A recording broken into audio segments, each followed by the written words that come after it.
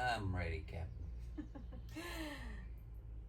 In this week's video, you're going to see us exploring around Houghton Lake, the town of Houghton Lake, which actually is also Houghton Lake, but it's a lake town.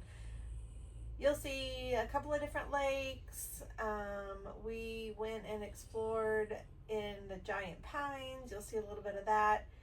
And then you'll see us finally arriving in Grand Marais, Michigan, and we are so excited to finally get there. We won't have much video of that until next week, but we made it. Finally. We're Chris and Mel. Limited mobility following a motorcycle wreck isn't stopping our RV adventures. We're doing it anyway.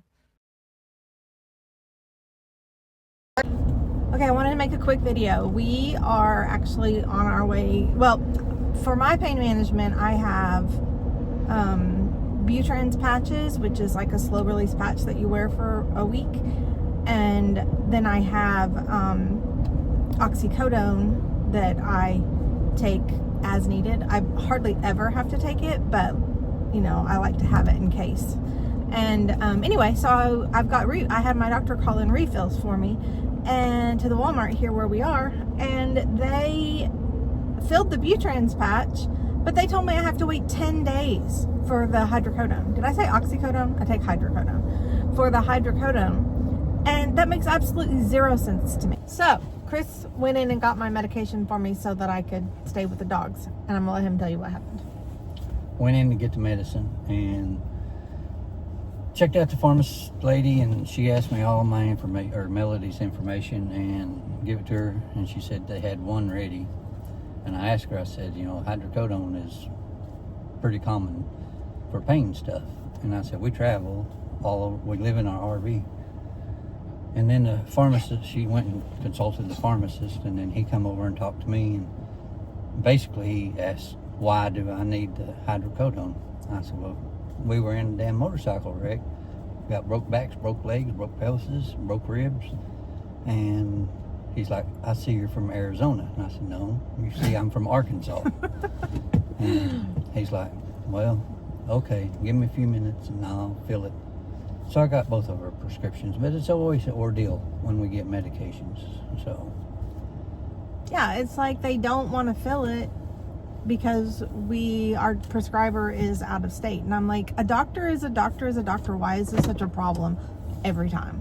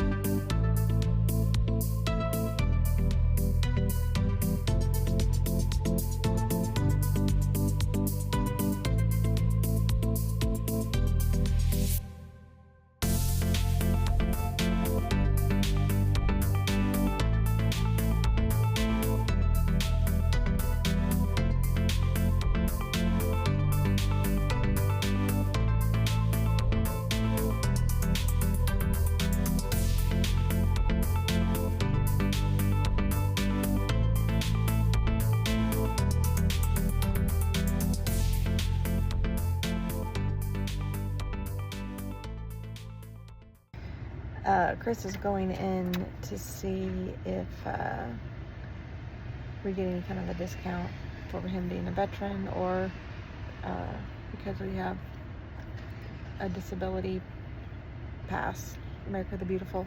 Sometimes they'll give you a discount, but we decided to go ahead and buy an annual pass for the Michigan State Parks since we're going to be in Michigan for a good long time.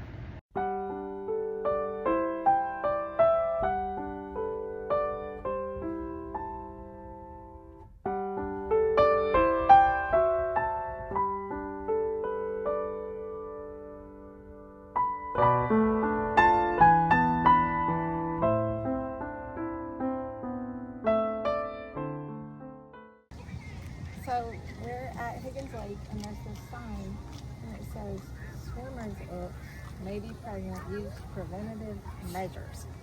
I've never heard of swimmers itch. Maybe it's a Michigan thing. If you know what it is, tell me, and also what the preventative measures would be. Leave it in the comments. We want to know.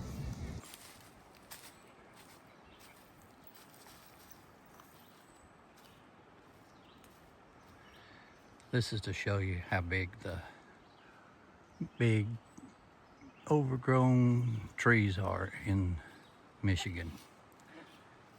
It's one of the last places that has old growth. It was last logged in 1897. Scientists call the bumps and dips in the forest floor pit and mound topography. The pits form when strong windstorms uproot ancient pine trees, leaving behind a deep, wide hole. A large ball of roots that is above ground is eventually covered over, becoming a mound.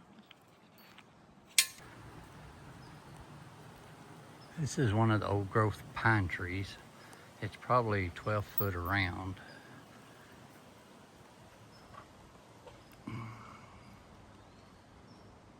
And the top's been topped off by a windstorm, in my opinion. This is the Old Pine Chapel. They had wedding photos in here earlier today. Smells like old pine.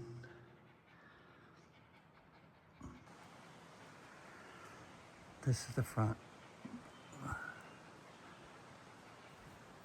It's even got a bell tower on it.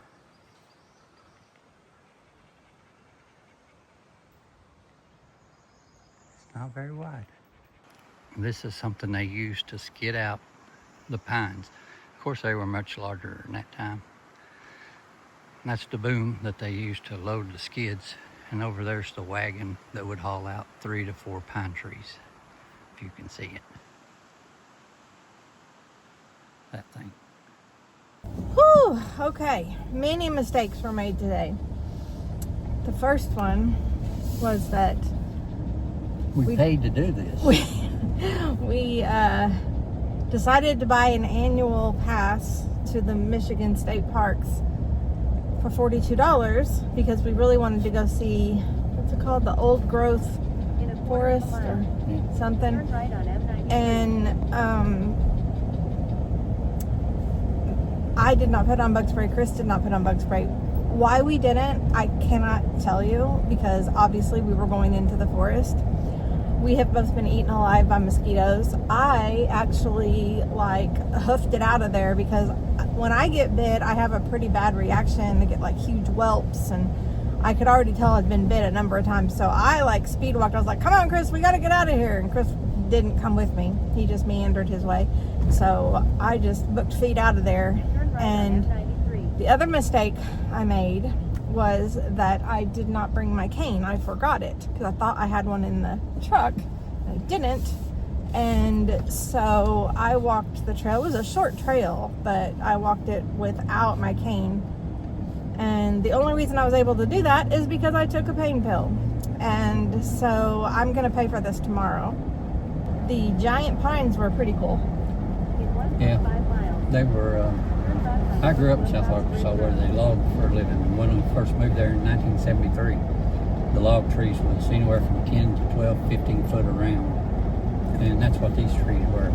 And down home they don't get that big anymore because they logged it all out. So now we're going to go do some river view, and then we're going back to camp, and it's to be determined whether we're going to have a fire tonight or not.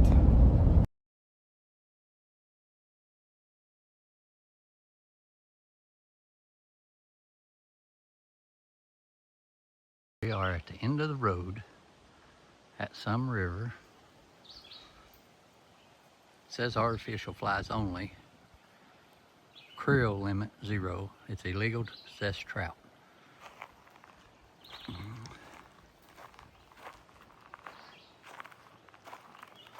There's my dog Blue.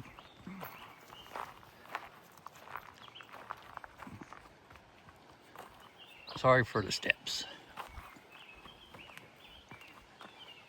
Oh, this is gorgeous.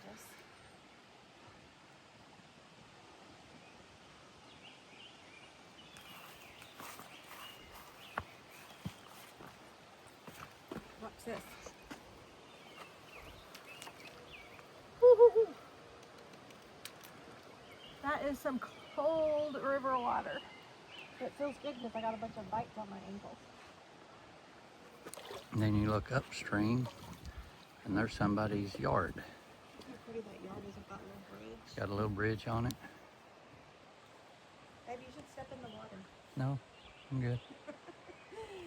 I got sandals on. Well, I do too. What river is this called? Sable River, I think, maybe? I don't know. And there's a house on that side, and there's their stairs to get into the water. Pretty place. Man, I just want to jump in a kayak and go. As we cross the Mackinac Bridge, we're leaving Michigan's Lower Peninsula and heading into the Upper Peninsula, a place known for its rugged beauty, small towns, and miles of wilderness. Known as the Mighty Mac, this bridge opened in 1957 and stretches nearly 5 miles across the Straits of Mackinac. Before it was built, travelers had to take ferries across these waters, often waiting for hours during busy travel seasons. One of the unique things about this crossing is that we're traveling between two Great Lakes. To one side is Lake Michigan, and to the other is Lake Huron. The straits beneath us connect the two, creating one of the most important waterways in the Great Lakes region. If you notice the metal grating in the center lanes, it's there by design. It allows strong winds to pass through the bridge rather than push against it. And the winds here can be strong enough that the bridge authority even offers driver's assistance crossing on particularly windy days. For many people, crossing the Mackinac Bridge is more than just getting from one place to another. It's a tradition and a milestone. It means you're entering the UP, where life slows down a bit and some of Michigan's most spectacular scenery begins. For us, this crossing marks the start of a part of the journey we've been excited about for a long time. The bridge may only take a few minutes to cross, but it's one of those places that makes the trip feel real. Next stop, the Upper Peninsula.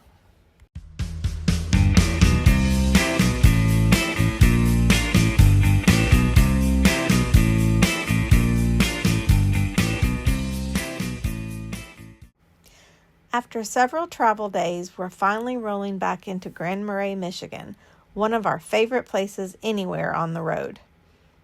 There's just something about this little town. Maybe it's the slower pace, the harbor, the endless shoreline, or the first glimpse of Lake Superior stretching out to the horizon. Grand Marais may be small, with only a few hundred year-round residents, but what it lacks in size, it makes up for in character. Tucked along Michigan's Upper Peninsula, it's the kind of place where you can spend hours just watching the lake and never get bored. For us, this isn't about checking another destination off a list. We've been here before, and we've been looking forward to coming back ever since we left.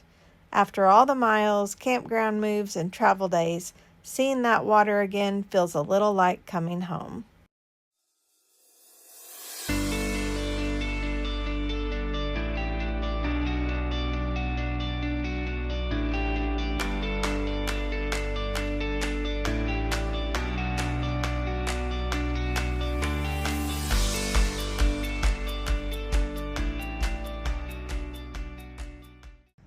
This is from our first campground site, Lake Superior. There's people down there looking for agates and different kind of stones. That little pavilion flagpole thing was here last year when we was here. I guess it's been here for many years. And the sunset happens right there. awful calm today. It's beautiful. And it's 55 degrees right now. Hey everybody. Hey there. So we had a really good week in Houghton Lake. And actually it was only like 4 days, I think, 5 days. Anyway, it was much better than I anticipated. I thought we were just, because our campground was just kind of didn't really care for it that much. Yeah, I had more seasonal campers than regular campers. Yeah. But it's full hookup, so that's a plus. Yeah, for me. and it was a short stay. So, but when we went out on Saturday, and there was a lot to see, like lake views and a beautiful river. Like, I'm still thinking about that river spot. And then they have this hike where we really enjoyed the giant pine trees. But I talked earlier about the mosquitoes, and that was a huge problem. So I ended up like power walking as fast as I could on my gimpy leg and to get out of those deep woods, because I am, as we sit today, covered in mosquitoes, or mosquito bites, and it's miserable because I tend to overreact to mosquito bites. But anyway, off and left me. I did. I was like, I'm out of here. I'll see you at the end. And then we got to Grand Marais. We're here. We made it.